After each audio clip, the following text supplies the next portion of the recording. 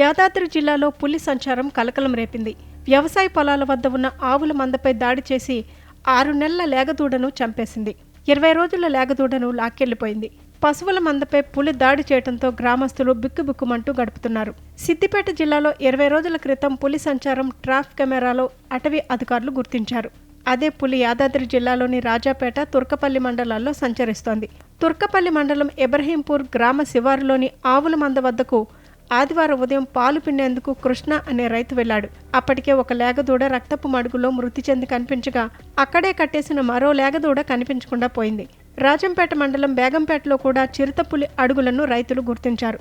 ఈ 2 ఘటనల్లో పరిసర గ్రామాల ప్రజలు పులి సంచారంపై అటవీ శాఖ అధికారులకు సమాచారం ఇచ్చారు. పులి సంచారంతో వీరారెడ్డిపల్లి, గంధమల్ల, ఎన్జీ బండల్, కోనాపూర్, ఇబ్రహీంపూర్ గ్రామాల ప్రజలు భయంతో బిక్కుబుక్కుమంటూ గడుపుతున్నారు. 2 ప్రాంతాల్లో పులి గోర్లతో దాడి చేసిన ఆనవాళ్లు కనిపించాయి. తెల్లవారుజామున 2 గంటల నుంచి 3 గంటల సమయంలో పులి దాడి వల్ల దూడ మృతి చెందినట్లు ఫారెస్ట్ అధికారులు గుర్తించారు. రాజాపేట మండలంలోని బేగంపేటలో ఫారెస్ట్ అధికారులు పులి పాదముద్రలను పరిశీలించారు. ఇవి చిరుతపులి అడుగుజాడలేనని, బురదలో అడుగుజాడలు కొంచెం పెద్ద సైజుగా ఉండటంతో పెద్ద పులిగా భావిస్తున్నట్లు అధికారులు తెలిపారు. తుర్కపల్లి మండలంలోని గంధమల్ల నుంచి వచ్చి ఉండొచ్చని, రాత్రి ఇక్కడే ఉందా లేదా వెళ్లిపోయిందా అన్న కోణంలో అటవీ శాఖ అధికారులు దర్యాప్తు చేస్తున్నారు. ముఖ్యంగా రాత్రి వేళల్లో ఇళ్లలో నుంచి బయటకు రావద్దని, పశువుల మంద, వ్యవసాయ బావుల వద్దకు ఒంటరిగా వెళ్లవద్దని ఫారెస్ట్ అధికారులు హెచ్చరించారు.